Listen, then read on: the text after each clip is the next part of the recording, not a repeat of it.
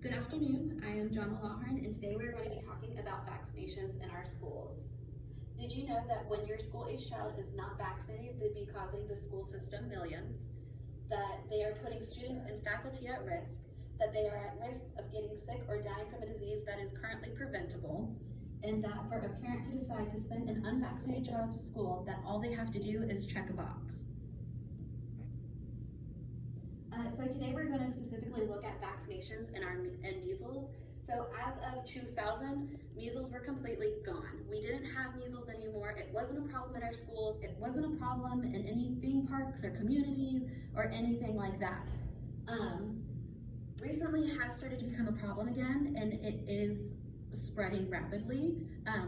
Some of our states are even in a state of emergency currently because so many children are now getting measles. In one of the articles that I had read, it showed that in Washington itself, between January 1st and February 28th, 11 schools had already reported that they were having measles outbreaks within their school. So in our chart that we're getting ready to look at,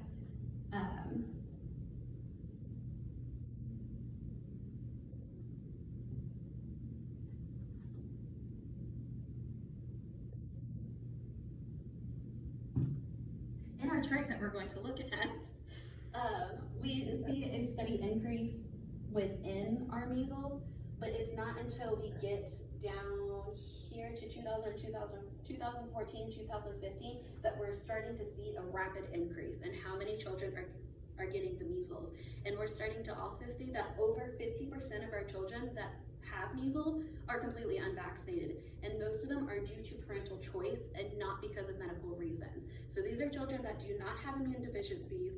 These are children that aren't able to get vaccinated because it's causing problems with their medication, or because it's causing them to get sick with their medication that they're on. These are parents that are deciding not to vaccinate their children just because they don't want to vaccinate them. So after seeing that, we clearly see that over 50% of these unvaccinated children are causing our measles outbreak. So that takes us to herd immunization. So basically herd immunization is when 95% of our community is vaccinated. Those are the 95% that are going to help protect our children that are either too young to be vaccinated, so our infants that are in the process of getting vaccinations but just haven't gotten all of them yet, or our children that do have those immune deficiency orders. So when 95% of our community is not vaccinated, disease is going to take root. It's going to find a way to come into the community, it's going to put itself down in the middle, and it's going to get everyone sick. So not only now are we giving measles to children who aren't vaccinated because their parents have decided not to vaccinate them, but we're also giving it to babies, elderly people, our children that aren't able to get immunizations because of medical reasons. So herd immunization is extremely important, and it needs to be, for measles at least, 95%. Most other diseases, it's 90%, but a lot of our states are coming in at 85%, 88%. So these are our states that are getting the measles at their schools. These are the states that are getting affected because our immunization numbers aren't there. We're getting sick. So next we're going to start to talk about the exemption a little bit.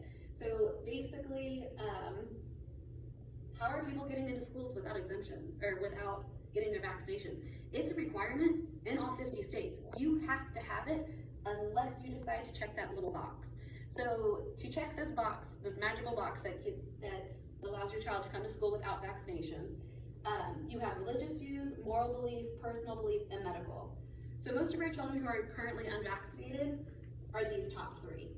Are these three options that are keeping our children from being vaccinated. A lot of these, where they're medical related, aren't happening as much. And the children that are medical related are now staying home because they don't want to get sick when they come to school.